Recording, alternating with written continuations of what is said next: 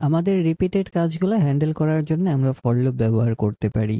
আমাদের ফর লুপের প্যারেনথেসিসের ভেতরে 3টি অংশ থাকে। প্রত্যেকটা অংশই সেমিকোলন দ্বারা বিভক্ত। আমাদের প্রথম অংশকে বলা হয় ইনিশিয়ালাইজেশন বা আমাদের স্টার্ট পয়েন্ট। আমাদের লুপ শুরু হওয়ার শুধুমাত্র প্রথম এবং একবারই এই অংশটুকু এক্সিকিউট হয়, মানে রান করে। এখানে সাধারণত আমরা কাউন্টার বা ভেরিয়েবল ডিফাইন করে থাকি। আমাদের যে দ্বিতীয় অংশটুকু আছে এখানে আমরা কন্ডিশন চেক দিয়ে থাকি।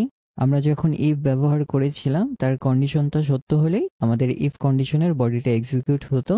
ঠিক একইভাবে আমাদের লুপটা এইখানে যে কন্ডিশনটা আমরা প্রেজেন্ট করব এটা যতক্ষণ ট্রু হবে বা সত্য হবে ততক্ষণ পর্যন্ত আমাদের লুপটা চলবে।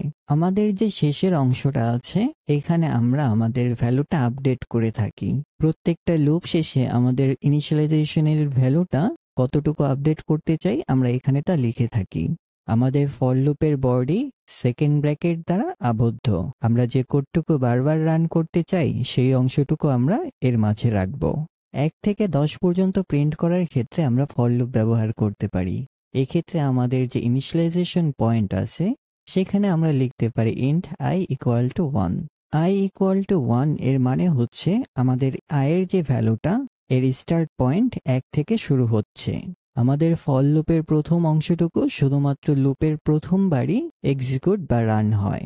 আমরা যেহেতু চাচ্ছি যে আমরা 10 পর্যন্ত নাম্বার প্রিন্ট করব, এর জন্য আমাদের কন্ডিশনটা হচ্ছে i is smaller or equal to 10। অর্থাৎ যতক্ষণ আমাদের i এর ভ্যালুটা 10 এর ছোট বা সমান হবে ততক্ষণ পর্যন্ত আমাদের লুপটা চলবে। আমাদের যে তৃতীয় অংশটুকু আছে সেখানে আমরা ভ্যালু আপডেট করে থাকি। অর্থাৎ আমরা চাচ্ছি যে আমাদের প্রত্যেকবার i এর ভ্যালুটা 1 করে ইনক্রিমেন্ট হোক। এক্ষেত্রে আমরা লিখতে পারি i equal to i plus 1। আমরা চাইলে i প্লাস ইকুয়াল টু 1ও ব্যবহার করতে পারি। যদি এই চিহ্নটা বুঝে না থাকেন এর মানে হচ্ছে i এর ভ্যালু 1 যোগ হয়ে আবার i তেই অ্যাসাইন হবে। তবে আমাদের আরেকটা সুন্দর ফর্ম আছে সেটা হচ্ছে i প্লাস প্লাস। একে বলা হয়ে থাকে ইনক্রিমেন্ট। এর বর্তমান ভ্যালু আমাদের i সেটা হচ্ছে 1 থাকবে, কিন্তু দ্বিতীয়বার যখন এটা রিড হবে তখন এটা 2 হয়ে যাবে।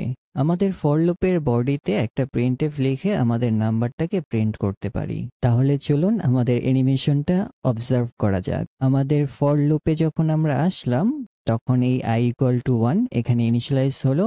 এরপর আমাদের কন্ডিশনটা চেক দেবে আমাদের 1 কি 10 এর ছোট কিনা। আমাদের 1 10 এর ছোট, তার মানে আমাদের বডিতে চলে যাবে এবং প্রিন্ট করবে। এখন আমাদের i এর ভ্যালু 1 বেড়ে গিয়ে 2 হবে। 2 কি আমাদের 10 এর ছোট? হ্যাঁ ছোট। তাহলে আবার লুপটাকে রান করো এবং আমাদের 2 প্রিন্ট হবে। এখন আবার i এর ভ্যালু 1 বেড়ে 3 হয়ে গেল। 3 কি আমাদের 10 এর ছোট? হ্যাঁ ছোট। তার মানে আবার এইটা প্রিন্ট হবে। আমাদের i এর ভ্যালু যখন 10 হবে তখন 10 কি 10 এর ছোট বা সমান? হ্যাঁ এটা সত্য। তখন এটা কি করবে? আবার লুপে যাবে, প্রিন্ট হবে।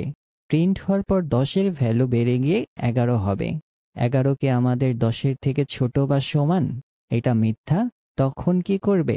আমাদের এই লুপ থেকে বের হয়ে গিয়ে আমাদের পরের যে লাইনটা আছে এটা প্রিন্ট করবে।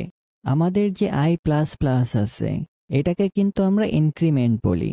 অর্থাৎ প্রথমবার যখন আমরা রিড করব তখন আমাদের যে ভ্যালুটা অ্যাসাইন করেছিলাম সেটাই থাকবে, কিন্তু দ্বিতীয়বার যখন আমরা রিড করতে যাব এর ভ্যালু 1 বেড়ে যাবে। অন্য একটা ভিডিওতে আমরা ইনক্রিমেন্ট নিয়ে কথা বলবো। আমরা যদি চাই যে আমাদের i এর ভ্যালু যখন 5 হবে তখন আমরা এই লুপ থেকে বের হয়ে যাব, আমরা if i ইকুয়াল টু 5 দিতে পারি। এরপরে এখানে ব্রেক কিওয়ার্ড লিখতে পারি। আবার যদি চাই যে আমাদের i এর ভ্যালু যখন 5 শুধুমাত্র তখনই এই ভ্যালুটা প্রিন্ট হবে না, বাদ বাকি সময় প্রিন্ট হবে, এটা আমরা কিভাবে করতে পারি? আমাদের ফাংশনের বডিটুকু যদি পুরো আরেকটা ইফ কন্ডিশন দ্বারা র্যাপ করি সেটাও কাজ হবে, কিন্তু এর থেকে বেটার ওয়ে আছে। সেটা হচ্ছে কন্টিনিউ কিওয়ার্ড ইউজ করা।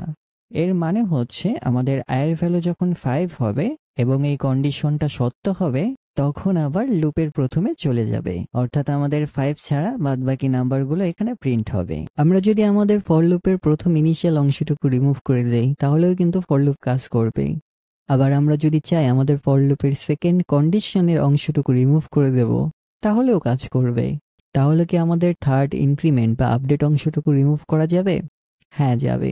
একটা ফর লুপ হতে হলে শুধুমাত্র আমাদের ফর এবং এর প্যারেনথেসিসের ভেতরে 2টা সেমিকোলন থাকা আবশ্যক। কিন্তু এটা কিন্তু ইনফিনিট লুপ হয়ে যেতে পারে। অনেক কেসের ক্ষেত্রে আমরা এটা ব্যবহার করি। আমরা কিভাবে এটাকে হ্যান্ডেল করব, কোথায় এভাবে লেখা যেতে পারে, আর কোথায় এভাবে লিখলে উপকার হবে, এবং যদি ভুলবশত কোথাও লিখে থাকি সেটা কিভাবে হ্যান্ডেল করব, দেখা হবে পরের ভিডিওতে।